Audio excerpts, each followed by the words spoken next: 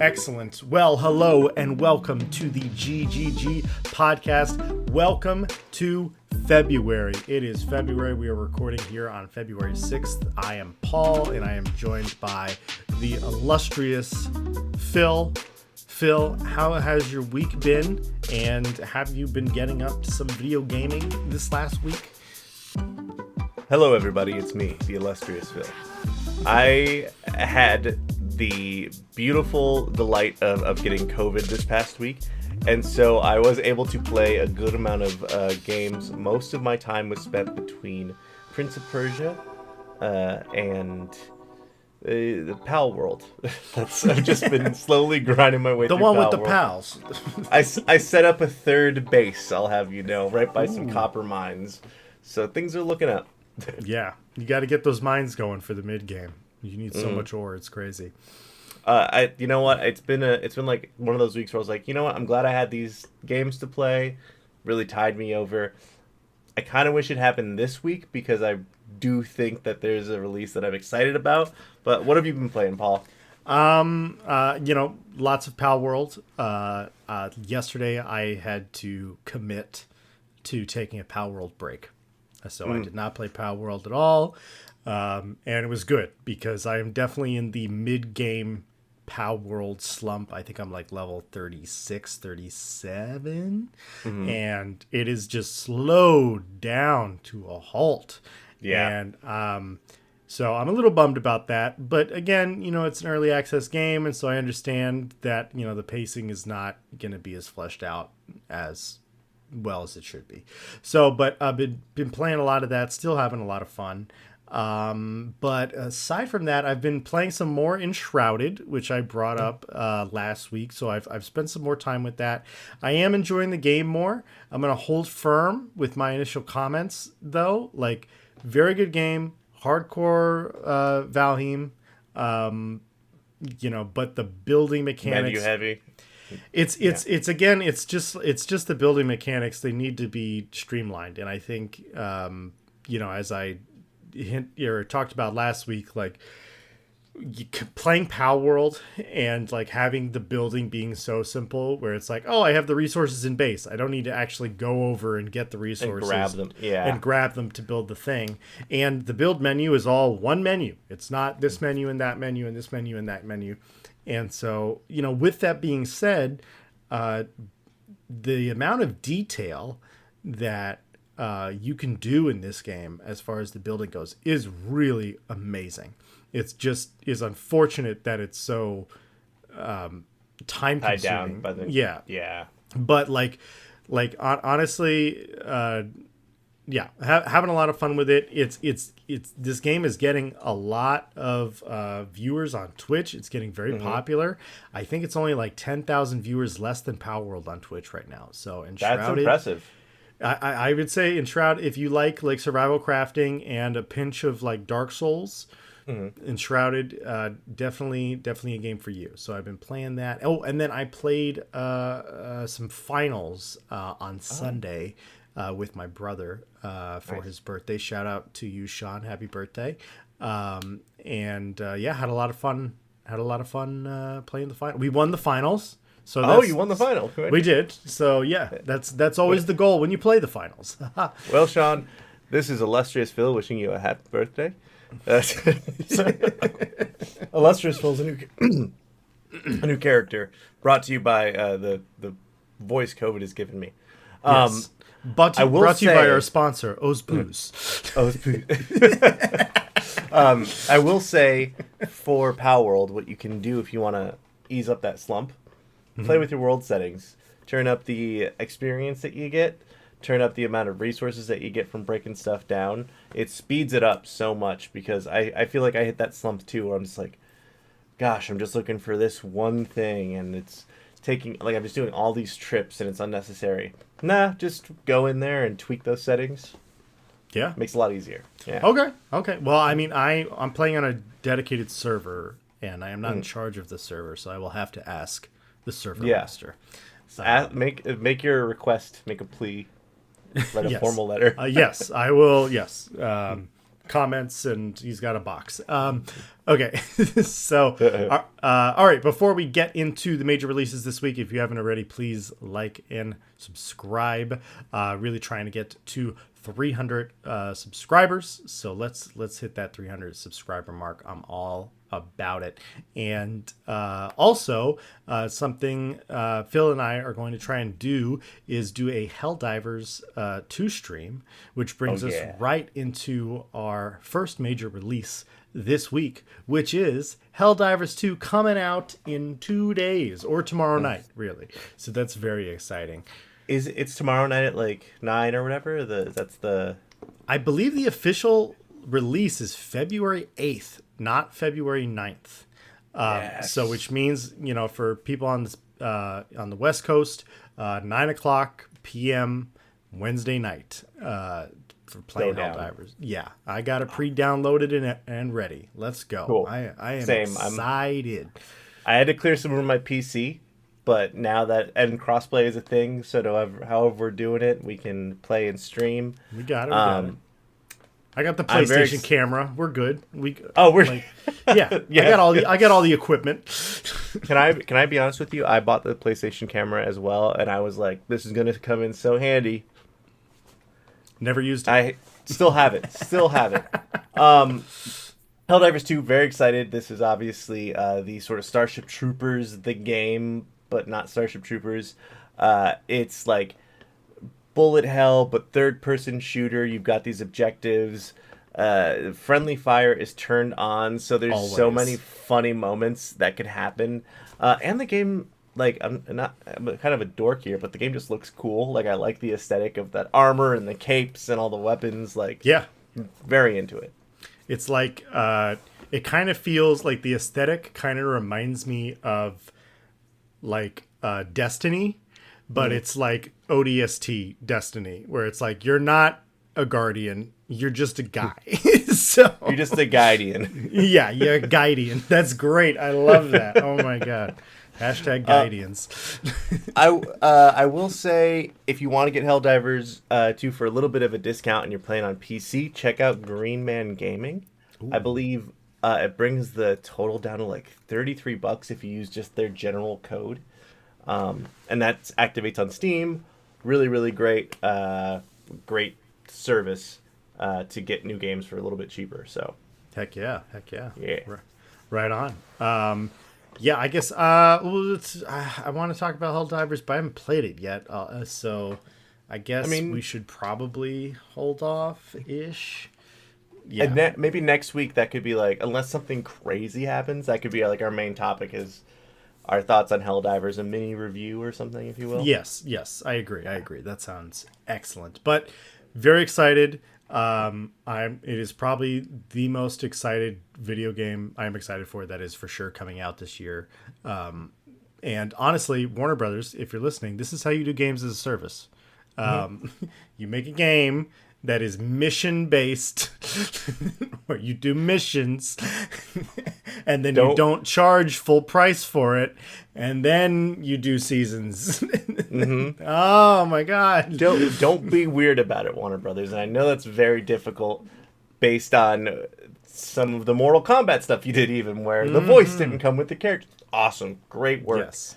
Oh my god. We can get into Mortal Kombat in a bit. All right. Yeah. But you played a little bit of this game right before we started recording. Foamstars has just released today, I believe.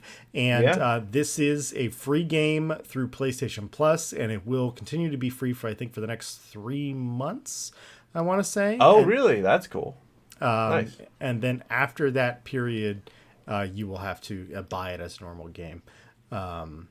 Honestly, like, that whole system for me works really well when, like, I think they did a game earlier, or the PlayStation 5 life cycle, like Wreck Stars, All Stars. It was like a wrecking car thing.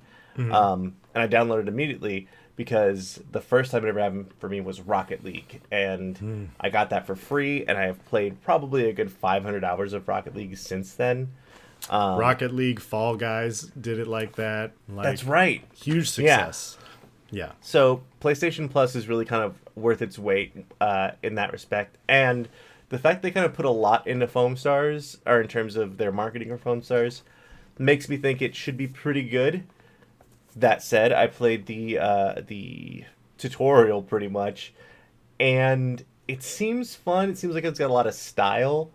So much so that like when you knock out another player, they don't call it kills; they call it chills because you're helping them chill out.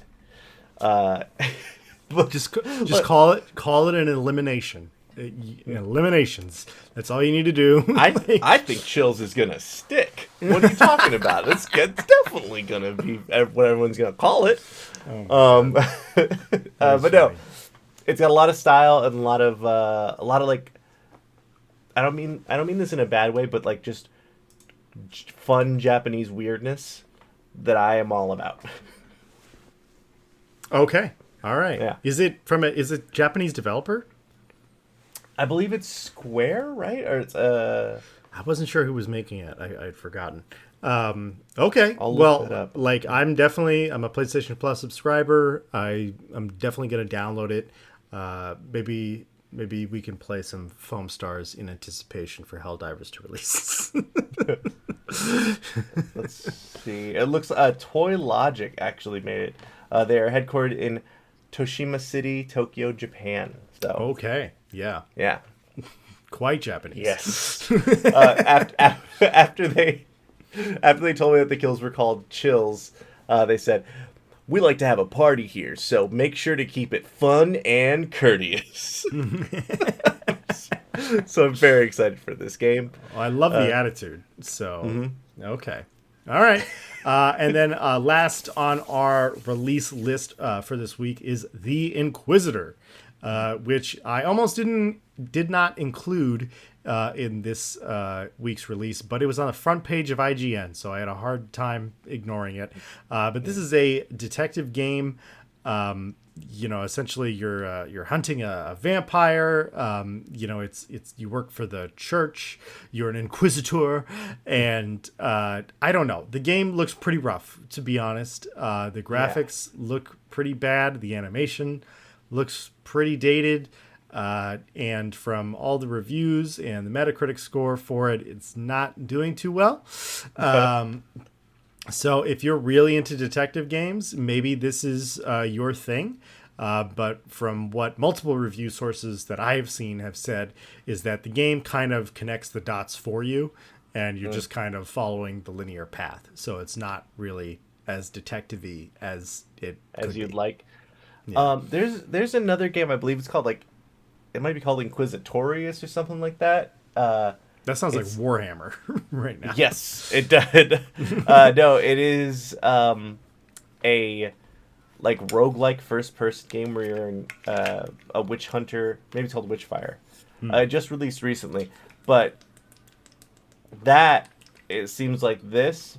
Although you're trying to kill a witch and being stopped by her minions, except that other game, Witchfire, seems fun, and this game made me sad to look at. No offense to the Inquisitor. Well, that's tough to say after I just said this game makes me sad to look at, but some shade, I guess. Some shade. All right. I couldn't do it better. Let's keep the shade rolling as we get into our first news topic, which is that Peacemaker is coming to Mortal Kombat 1, as we have known for quite some time. But he's finally got a release date, and it is the last day in February. He was really anticipated for a little bit earlier, which has the community a little up in arms. Not really up in arms, but just kind of like, hey, we paid for this battle pass or whatever, and the character's not here. Why am I paying for, all this money, and I gotta wait. So he's finally coming at the end of February. Hopefully he will not be delayed. I know that we talked about on last week's podcast that Peacemaker would make a great addition to the Suicide Squad game. So I don't know how he's gonna fare in Mortal Kombat. Any excitement over there, Phil, for you? Do you care? Well, let me answer your question with another question, Paul. Okay. Do you really want to taste it? Yeah, man, Peacemaker rocks. Peacemaker's so cool. And it's such a great addition, I feel like, for Mortal Kombat in terms of, like, at least the character that they formed over there with his show fits in as someone who is, like, violent and maybe doesn't want to be, but his predilection is towards violence. The character, as shaped by James Gunn, is, like, no problem with killing people. And he's just, like, a big, muscly dude, like, kills people with axes and guns, and very into it. John Cena, I believe, is voicing him, right? Like, he's doing all of the voice work. I believe so, yeah. Which is pretty great. Again, Warner Brothers, don't be weird with this one. Just, like, buy the whole character, you get all his voice lines, you get his fatalities. That's it. $7. Here you go. Give me John Cena. Absolutely. I want to get him in a fight with him and Johnny Cage. I hope they have written some good banter between those two, because that just seems like a good time. Yeah. Or him and J.K. Simmons. It's gonna be great. Yeah, he can make like some Superman references or something. This is like kind of a weird on the spot question. Do you think there's like any particular moves or like fatalities that he should do, or like, I don't know? I mean, I think a lot of it is going to be, wrapped up into the show, as you already referenced, and of course, Suicide Squad, the movie. So I don't really think he had any super badass moments in Suicide Squad, the movie, unless I'm forgetting something. But as far as the show, like, they got to do like all of his helmet shit, or I would love to see a fatality with Eagly. Oh my God. An Eagly fatality? Amazing. Let's go. Like, even if after like you win a match, Eagly just comes down and hugs him and he's like, he's hugging me. Do you see? Like, that would actually be great, is after he killed someone, he's trying to he's like, I'm all alone. And that's when Eagly hugs him. Oh man. Yeah, no, I definitely want to see the bullet helmet or whatever, like the one that is used to great effect in a particular moment of the show. Oh yeah. But yeah. Super excited for this. Super excited. A really fun character to add to Mortal Kombat. So let's keep it rolling, and like Phil said, let's not overcharge for stupid stuff that should just be included. All right, let's go on to the next news topic. Phil, let's have you take this one. Yeah. So there's been a lot of rumors about The Last of Us Part 3 happening. I believe some of the creatives over at Naughty Dog were quoted as saying that there's like more story to tell there, or like there's another idea. That's Neil, I can't remember his name. Neil Druckmann, I believe, was quoted as saying, "Yeah, I have an idea for like what Part 3 would be." Now I've heard also reports that they're working on another single player game right now that is not The Last of Us 3. Which would be really exciting to see them do something like new, even if that's like an Uncharted reboot or whatever. But I mean, like Last of Us Part 3 launching on PlayStation 6 would be pretty excellent. I don't know. Like, I'm excited about it. What do you think, Paul? Like, where are you at? I mean, there's been some other stuff in the news just about the actress who played Abby in Part 2, and her dealing with death threats of herself and her child. And so I think like The Last of Us Part 2, like, I love the game because I get what the game is trying to do. I get the message that it's trying to send, and I love that. And I don't think that really any other media has ever conveyed that message more effectively than Last of Us Part 2. So like in my mind, I think it's like an artistic masterpiece.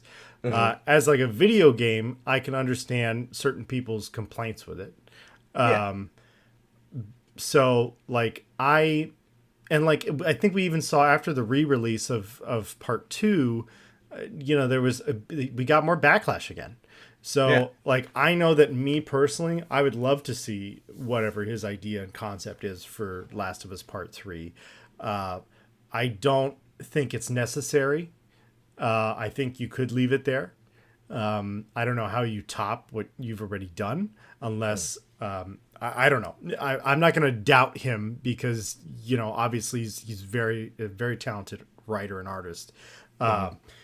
But I also say there is a part of me that misses other Naughty Dog games than The Last of Us, and how serious and downtrodden and dramatic and heavy it is. I love that about it, but I do crave, like, I love the Uncharted games. Before that, I love Jack and Daxter. It's my favorite childhood game.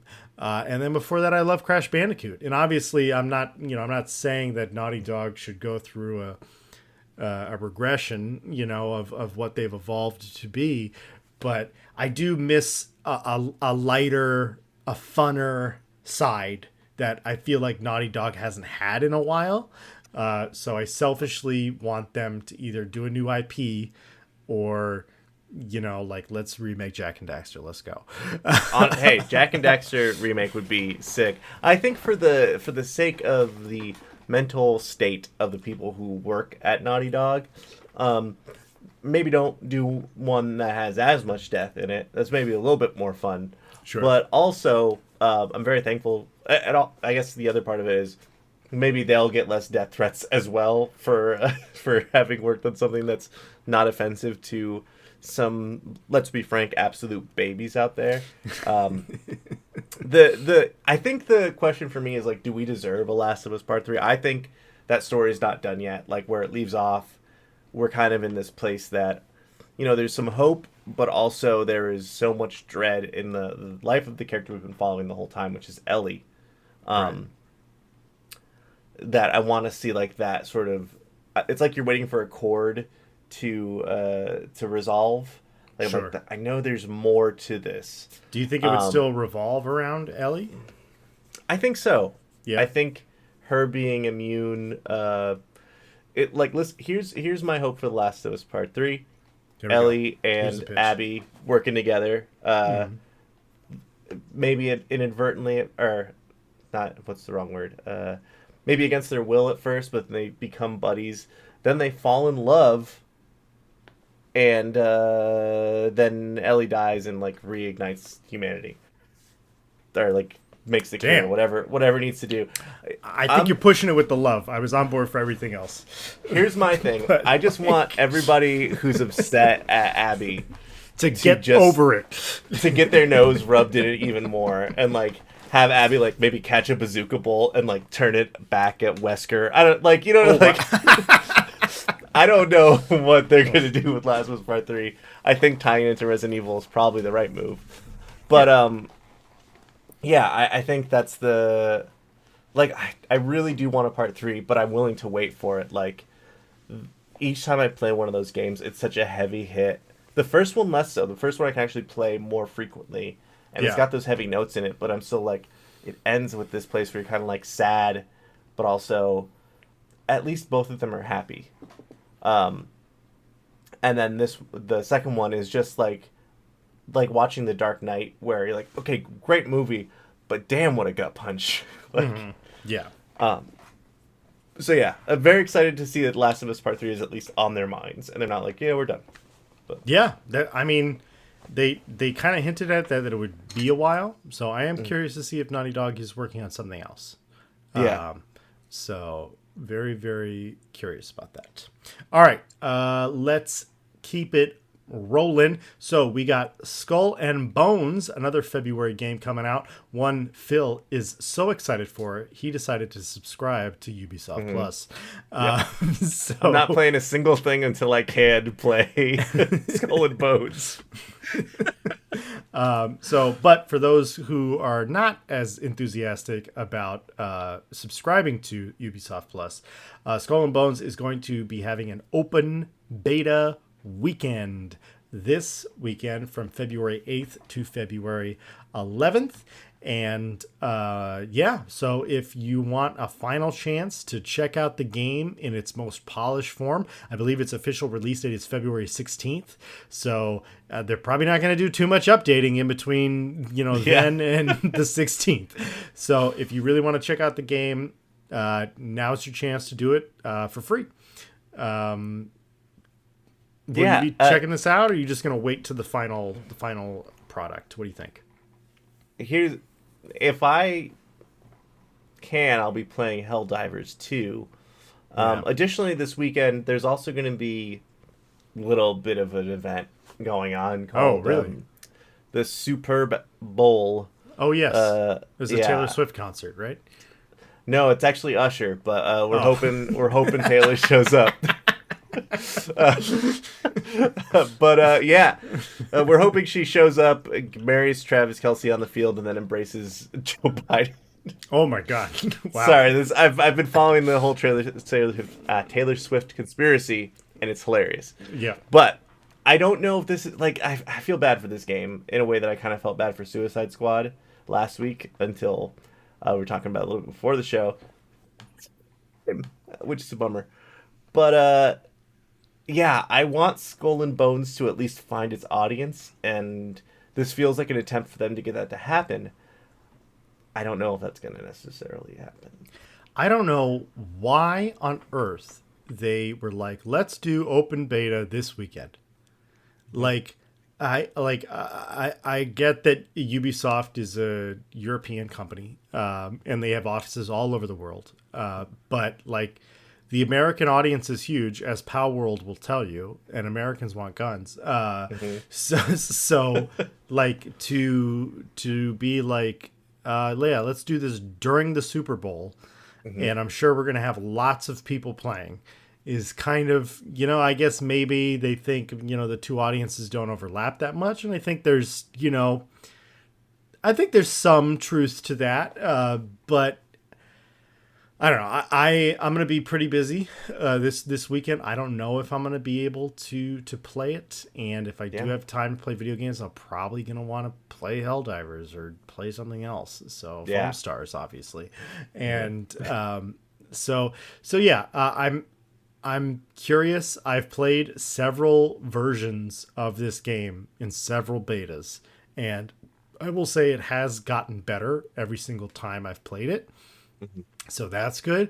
I will say just it eventually ran well on my computer, but this is probably more of a console pickup game for me.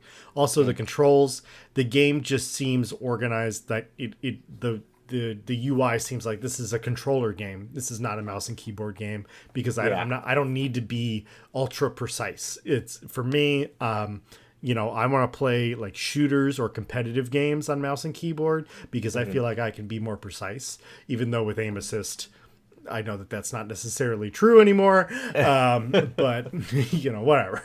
So I want this game to be good because I love Assassin's Creed Black Flag. I've been talking about it for years. But I don't know. I don't know that it can be Assassin's Creed Black Flag. I've been watching some content for it on YouTube, and lots of people are saying, like, recently Ubisoft held an event where they gave some streamers access. It was like a private event, streamers access to play the game in a late game form. So they gave them access to accounts. They're like, this is what you'll be doing in the late game, where you're like, this is you fighting sea monsters and taking on bosses and assaulting forts, and less of the survival craft weirdness. Because I love survival craft, but it's like you can't leave your ship really. You can go in these little hub areas, but you're chopping trees from your ship in this game, which is weird. So, but they got away from that because it was a late game experience, and so there were some things that looked good, but there were other things that just felt like very not kind of MMO-y, kind of like New World a little bit. If you've ever played New World, where it's like this is a big open area and everything, but I still have to. I have to kill this sea monster so I can make food, so I can keep my crew. Blah blah blah, and like that's fine and everything, but I liked the sorry, this is such a tangent. I liked the Assassin's Creed Black Flag format of you're playing as a character. You can go on your ship and you can go to the front of your ship or the back of your ship. You can go below deck, and like I think that Skull and Bones could have had a lot of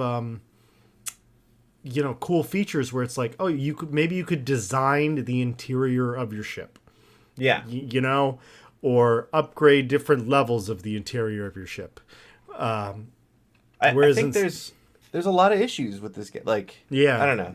There's just so much like that they feel like they're missing out on. Like, I don't really care about keeping my crew healthy if I don't care about my crew.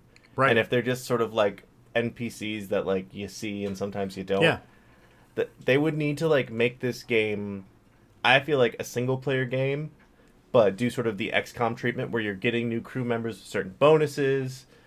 Maybe you have like ship to ship is normal, like Sea of Thieves, and then if you board somebody, you do like a little XCOM strategy thing. Like I don't know, there's something missing to this game, and it's rough because the better version of it came out in 2014. Yeah, I think 2014 sounds right to me. Yeah, around Yeah. that. Yeah. So I don't know. I'm hopeful, but this is probably gonna be like a PlayStation sale pickup for me. Yeah. Right now. That's where it's sitting for me. For me, the beta just feels a little bit desperate, but A little bit desperate. All right. Well, let's move on to our next topic. So, Dragon Age 4, which has been in production, we've known it's been in production since 2020, and then we haven't received any kind of news whatsoever, other than we know that they're working on some sort of Dragon Age game. So, they've officially announced the title of the new Dragon Age, which is Dragon Age Dreadwolf, which is interesting, but at the same time, I'm getting a little bit like flashback of like Mass Effect Andromeda, of just like what are you doing? What are you doing? What are you doing?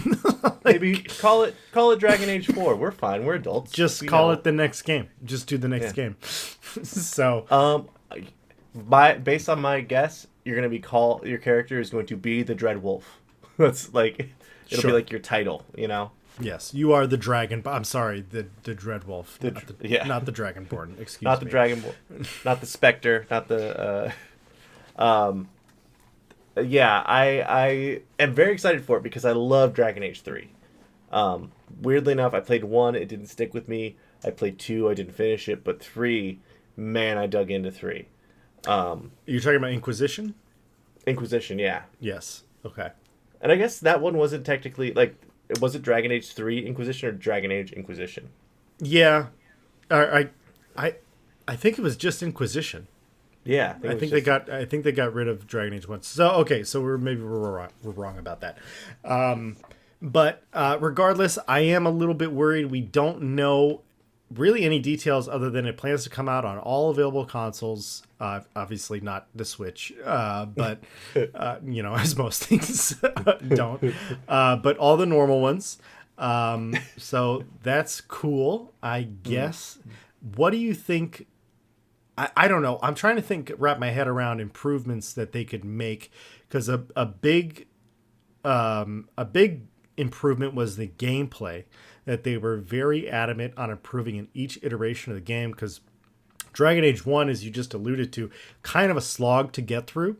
Also a very difficult game. I don't know. It's a difficult game to play. It's if you're not used to those games, I'd recommend playing it on easy starting out. Similar to like Baldur's Gate, just play it on easy. Your first time. Yeah. You'll figure it out. It's just Yeah, and then Dragon Age 2, they were like, okay, if you press a button, we want there to be action happening, and so they changed it where the combat was a little bit more fluid. And then that carried over into Dragon Age Inquisition, where the combat's a little bit more fluid. It's not kind of this slower turn-based pace thing.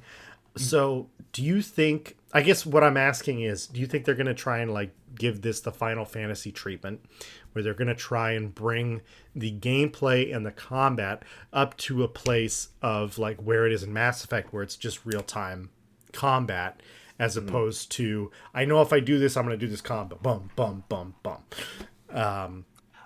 I feel like that's 100% where they're going. Because, like, if you think about a role-playing game, what you're doing is, like, you're using the menus and sub-menus to get to a particular action. Yeah. Basically what they're doing, and I guess there's a purist in me who kind of likes turn-based RPGs sometimes. I know that, like, they're not, a lot of people aren't wild about them. But when you're playing a game like Baldur's Gate, it kind of, having that sort of very granular input feels good sometimes. That said, I don't think that's where Dragon Age is going. I think Dragon Age is trying to be the Mass Effect of fantasy and be like a little bit more action heavy and, okay, you hit this combo, this happens, but like it's all contextual to like where you are on the field. So I do feel like something akin to Final Fantasy 16 is probably going to be closer, hopefully with a bit more action variety of things that you can do versus just swinging the sword and doing a spell. Yes. But little shade of Final Fantasy 16 there. Oof. All right. Well, let's move on because we are burning through time here. At the Sony State of Play, a couple things came out, but one of the major things that came out was they had a Death Stranding 2 10-minute trailer. In usual Kojima fashion, he was like, this is going to be long, it's going to be confusing, but it's going to look amazing. and so, as I was watching that, I was like, I don't think you're allowed to do that. Do what? Any of it? All of it. What is he talking about? Listen, I played, like everyone else, a solid 2 hours of Death Stranding and went, great. Tell me when this one's a game. And now there's a David Bowie in power armor blasting guitar notes at a samurai with the little shoulder thing who's blocking those lightning bolts with a katana. And Norman Reedus the baby's out of the shell now. What is it, man? I have to say, just a little teeny tiny. So I'm certified with swords for stage, and him blocking things with the flat of the blade, it's like that is the easiest way to break your fucking sword. Oh, yeah. Excuse me. but it's like you never block with the flat of your blade. That's how you break a sword. Like, you have to turn it, and I understand it's not a lightsaber. Yeah. So, Wait, was he blocking lightning bolts? Because maybe that's the best way to. Sure. Yeah, I guess I've never blocked a lightning bolt, so yet. Great. Yeah. I'm working on it. And then I'll parry a nuke like that video.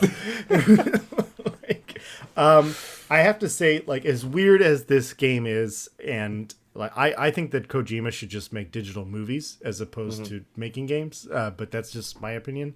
As weird as it is, I have to compliment the visual production value of what he's doing, because I feel, and a lot of people were complaining about Suicide Squad being like, oh my god, the graphics from Gotham, your Arkham Knight, are so much better than Suicide Squad, and Arkham Knight's such an old game. It's like, yeah, that is very true. The graphics were better, but it's because a lot of games have like stopped trying to improve their graphics. And like, that's something that I feel like we're very selective. We have very selective judgment about when we like a game, and we're not gonna like crap on the graphics or anything. Or like Pal World, for example. Pal World does not have good graphics. Pal World is in the Fortnite engine. And like it's pretty. Some of the animations are pretty rough, guys. Let's be honest. Like, so sometimes I'm holding an axe pick, and my sword my like arm that's holding the bottom of it is coming through my body. Oh, it's my great. God! Have you had the glitch, like when you ride one of your pals and you're actually like inside your pal instead of being on top of it? I get that one all the time. I dream for that. That sounds amazing. So anyway, the point is that I do want to compliment Death Stranding on its visual production. I think it's excellent visual production, and I think it's a level of visual production where you can actually get performances from actors because of how detailed you make their faces and their movements. So I want to give a little applause there. The rest of it is weird, and I don't know what's going on, but whatever. Like, listen, Mr. Kojima-san, you do you do whatever you want. We're gonna play it. We're gonna buy it. I may only play like an hour of it. I just like that you're doing weird nonsense that is almost impossible to understand unless you get a specific degree and master's degree in Kojima games. But keep doing it. Yeah, keep it rolling. We'll keep watching the trailers. Yeah, and be like, what? So speaking of something else that happened at the State of Play, Konami, a former lover of Mr. Kojima, or I guess collaborator, released Silent Hill, a short message, which is basically their version of like, hey, look, we know you guys loved PT. Here's a new thing. It is a game that just stealth dropped, so we're like, hey, you can play it right now. And it is a Silent Hill creepy game where you're trying to find out why this person that you're playing as is going through this haunting, I guess is the right word. Yeah, it looks really, really fun. I'm excited that it exists. I had no idea that it exists. Like, I remember playing the PT demo years and years and years ago. There's another game. Had fantastic graphics, especially for the time. Yeah. Never saw light of day. It was just like a tech demo. But, yeah, very cool. Excited that it's out there. So I think that speaks to just how much good lighting can change the visuals of a game. And I feel like that game had impeccable lighting. Yeah. But yeah, if you're excited for Silent Hill, go check out A Short Message. It should hopefully whet your appetite. But yeah, I think that's about it for the news. It is about it for the news. Oh boy, here we go. Okay, so Phil and I actually went a little back and forth as to whether we wanted this to be our main topic, but it is kind of undeniably the biggest news to come out this week. So we got to talk about it, and it does involve us talking about Xbox and our favorite. Come on down, Phil Spencer. Let's go. Come on down, Phil. What do you have to say for us? Here you go, Phil. You actually want to do a little punch card for you. 7 more times on our show and you get a free sandwich. Yep. All right. So their Xbox has said that they're going to bring their their Xbox exclusive titles possibly to PlayStation. Possibly Nintendo. Just they want their games for other people to play. What reaction, Paul? What do you got for me? Well, so let's flesh it out a little bit more. So there have been multiple rumors coming from multiple sources, and usually when that happens, it kind of means that it's true. I believe the first one was from Bethesda, multiple sources at Bethesda that claimed that Starfield was going to be coming to PlayStation. Yeah. And Xbox, for like the last 6 months, has been like Starfield, Xbox. And so the fact that Starfield would be coming to another platform, especially PlayStation, who, like, let's be honest, Sony is really their competitor. Nintendo is not really their competitor. So that seems a little crazy. And then some more rumors came out that not just Starfield, but other games such as Hi-Fi Rush, Sea of Thieves, the Gears of War franchise, and other games would be coming to PlayStation and other platforms. And while these rumors are floating around, Phil Spencer took to Twitter or X, and this is his tweet. I'm reading his tweet off of X right now. He says, "We're listening and we hear you. We've been planning a business update event for next week where we look forward to sharing more details with you about our vision for the future of Xbox. Stay tuned."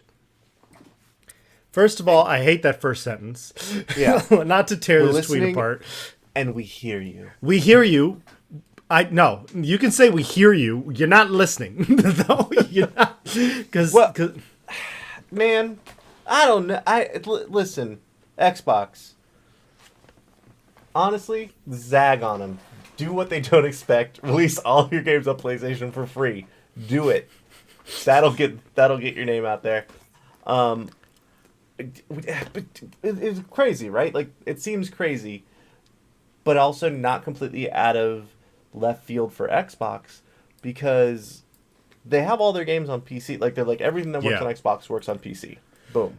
So this is what I think is happening. And I think a lot of people are kind of in my boat of thought with this, where like for, I would say the last 4 years, maybe longer, since Xbox Game Pass really came out, I have been like, Xbox has de-incentivized me from getting an Xbox. Like, I owned an Xbox 360, and then it was the Xbox One after that, correct? Mm-hmm. Yeah. And so, but the Xbox One, I believe that's when Game Pass came out. And for me, I was just like, why do I need to get an Xbox if I can have Game Pass on my computer? If I have a gaming computer, I don't need an Xbox. And that's how I felt about it, for a long time. And I think right now we are seeing that trend come full circle, where I think that this is the last Xbox. And damn. And Xbox will be Microsoft's games division. Mm-hmm. They will not make boxes anymore. Even though that's what their name is. I believe that they will exclusively go over to Game Pass. And they're like, well, if you want to play our games on PlayStation, you got to buy them outright, as opposed to having them on Game Pass. But I think that, in a sense, as good of a deal as Game Pass is for gamers, it's financially a nightmare for them, because I don't know how they can be making all of this money back when Starfield is available for free day one on Game Pass, when it's a $70 game. And it's $10 a month for Game Pass. And it's $10 a month for a month. Exactly. So it's just like, they did this to themselves, and I think that they're going to completely go to a fully digital service, or like they could do so many digital things without having a box. They could make a deal with a smart TV company and be like, Xbox is going to come as a preloaded app on this smart TV, and instead of running it on the TV, you're going to stream it from a server remotely. Well, I think that's going to be their future. Part of their acquisition of Activision, at least one of the things that hung it up in the UK, was the fact that, or maybe it was England specifically, but the fact that they were going to be partnering with a cloud streaming service to work on streaming games. And it's such a sort of new and upcoming brand of technology that was like the sort of monopolization problem that the UK Trade Commission had with Xbox and Microsoft in this deal. So I do think that they're going to get to the point where they're just like, yeah, we're just Xbox Game Pass. Like, buy an Xbox Game Pass game on your phone. Like, whatever device that you have is going to be an Xbox, Yeah. I really, everything that Phil Spencer has done business-wise has been in the interest of, how do we cut costs? How do we make money? And so, continuing to put out a box that's going to be in third place because they're not actually trying to make any content for it. Instead, they just buy companies. I think it is funny for all the people who have been complaining online and being like, oh my God, Power World is exclusive and Starfield is exclusive. And so now the PlayStation people and the Xbox people, they're having a little Battlefield day online. So that's quite interesting. But I think it will be funny for those games to not be exclusive, and then for PlayStation users to finally get to play them and be like, all right, I don't think I'm gonna play this anymore. At least specifically for Starfield. Oh yeah. I think like something that they realized, especially with Bethesda, and we'll focus on that because that's really their newest title, is that like Bethesda is used to getting the PlayStation sales, and they probably didn't sell the game well on Steam because of Game Pass, because people could just play it for a little bit and then stop, and so they're probably like, wow, we really expected Starfield to sell a lot better because we're usually on every console, and now it's not. And now that Bethesda is under the umbrella of Microsoft is costing themselves More money. costing themselves sales because they're limiting this game. So not that you really want to play it on PlayStation, because I'm sure it'll run like hot garbage like it runs on everything else. But hey, imagine haptics for when you're flying a ship to a planet and then going to a menu to then fast travel to somewhere on the planet. Yeah. It'll all be menu haptics. That's all it will be. There will be no haptics for the actual in-game. It really feels like I'm in space pressing menu buttons.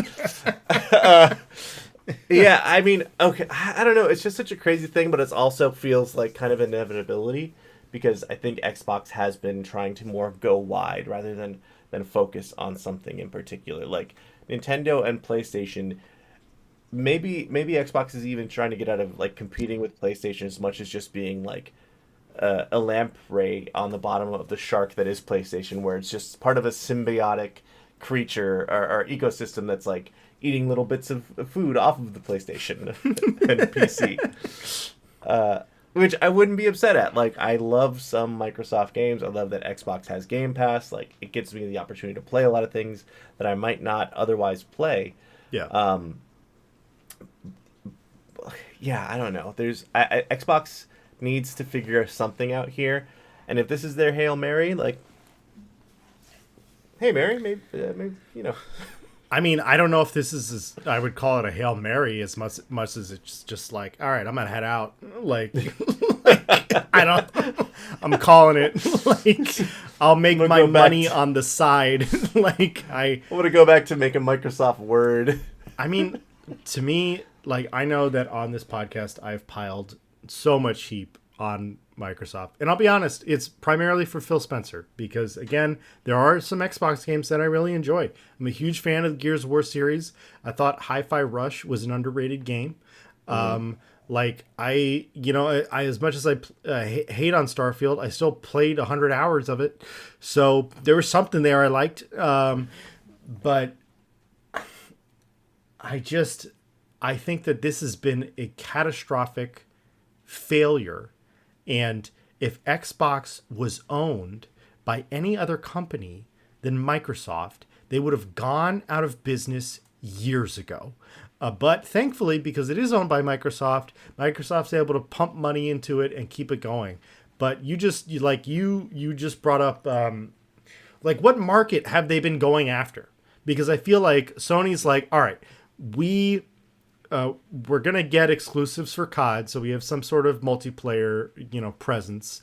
We're gonna get Bungie, so we have Destiny multiplayer. But then our focus is going to be story-driven, single-player, exclusive games that are going to be for hardcore gamers who that's what they want to do. And so that's what they went after, and they cornered the market on that. Sony does the best like AAA single player games in the market. They just do. Yeah. And then Nintendo, you have we have the they make them as like toy games. Like it's just the game itself is like mwah. Like they nailed all the architecture there, and then the story doesn't matter. It's irrelevant. Pretty much. It's I don't want to call it like softcore gaming, but it's like I don't know. It's just more of like an arcadey, fun, friendly, lighter vibe. So Nintendo has that market. And then Microsoft, I would say, since they came out with the Xbox One, where they were like, it's the Xbox One. It's your one thing that does everything. And it's like, that's great. But like when you try to do everything, you usually end up doing everything in a mediocre fashion. It's like I had a friend in high school, and he played I think 4 different sports in high school, and he hated it because he was bad at all of the sports. And it's because I'd like meet up with him at soccer practice, and he's like, oh, I got to go to baseball after this. And it's like, yeah, if you're practicing 4 different sports, you're not going to be good at any of them because you have to focus on one to get good at it. To be fair, he did kick that home run one time. So. He did. he bicycle kicked it right into the end zone. You want to listen to a silver lining though? This is from the inside of one Phil's mind to the inside of this Phil's mind. What if this is the way that we get Bungie to make another Halo game? Like, how do you see that happening, Phil? They're like, yo, listen, we know we're gonna make this Halo Game Pass exclusive for PlayStation. Oh no, I see you're out of focus. Oh, there you go. There's my boy. I was trying to fix it while you were talking. And so they get Bungie to work on this game with PlayStation to just create Halo again. This is the closest we're gonna get, Paul. That is up there with your Joe Biden, Taylor Swift, Travis Kelce like conspiracy. So you think there's a partnership going on where they're trying to bring Bungie, they're trying to hire Bungie as a contractor through Sony to fix Halo. Listen, I don't think that's the end game. I just think that, like, in the universe that we exist in, where all the most random stuff happens, that is a legit possibility. Okay, fair enough. We had a reality TV show president. If Bungie making another Halo game is not the least possible thing. Yeah, we did have Squid Game, and then people liked it so much, like, let's make a real Squid Game. What are we doing? Why? What's wrong with us? I don't know. All of it. But this might make it right. This might make it right. Bring Bungie back into the fold. Make Bungie make Halo again. That's my God. campaign stump speech. I just say that 45 times. All right. We are getting close to an hour here, so we got to wrap up. But before we go, I want to ask you, because we did predictions at the beginning of this year. With this new information, are you willing to commit to the prediction that this current Xbox is the last Xbox we're going to see? Or do you think that miraculously Phil Spencer's going to have his press event next week and nothing we said is true, and he's going to come out and be like, just kidding, we're going to try, and we're going to do one more, guys, and if this one isn't a big hit, we're taking our box and going home. Yeah. Okay, here's my prediction. They're going to announce this stuff, absolutely. They're going to be like, yeah, we're going to put our games everywhere. Please, someone buy them. And then they're going to be like, that doesn't mean we're not fully committed to physical gaming. And they're going to release the Xbox One X Premium. Or they're going to announce the Xbox One X Premium. Whatever the Xbox Series X Premium Edition. I do think we've got one more Xbox in us, of like one more tier of generation. I don't know why, but I feel like it's not the end for Xbox's consoles. All right, if you're sure. Listen. I'm not, but I am willing to bet for the grounds of this podcast. I mean, if by the end of the year you're like, well, I mean, technically Windows is a console. It's technically an Xbox. Like, that's what Phil Spencer's going to come out and say next week. He's going to be like, well, technically everybody has a computer, so we're already in every home. So, we did talk about it at the annual film meeting. Here's... Weekly, I remember. Yeah, no, we did it. We do it really early in the year. I saw a post, and this kind of ties in on Instagram today. That was in 2007 when Microsoft released the Windows Phone 7. They held a physical funeral and took out and buried an iPhone, like a big iPhone, as to say, like, watch out, Apple, you're dead. The Windows Phone 7 is here. Get ready. So I will never underestimate their ability to be pompous and have hubris. Yeah, I mean, I still got my Zune right over here. Ayo. Here it is. Oh, Don't sorry, get too close. This is my AC remote. I'm sorry. I was going to say, if it's an actual Zune, don't get too close to it. Those things are radioactive as hell. Straight out of Fallout. Straight up, yeah. All right. Well, that is going to wrap us up for this week. Thank you for joining us. If you enjoyed the show, please like and subscribe, or subscribe to us across all of your podcast listening things. If you're listening to the audio only, you're probably on Spotify. But if you're watching the video version of the podcast, please subscribe to us on YouTube. Again, trying to get to 300 subscribers. Going for it. I'm doing things only for the video audience. Yeah. Audio, you'll never know what it is. I mean, you're dancing because we're playing the outro music. Music? So, oh, okay. Yeah. You want to see these moves? Come watch us a video. All right. Thanks for joining me, Phil. And we will see you guys next week.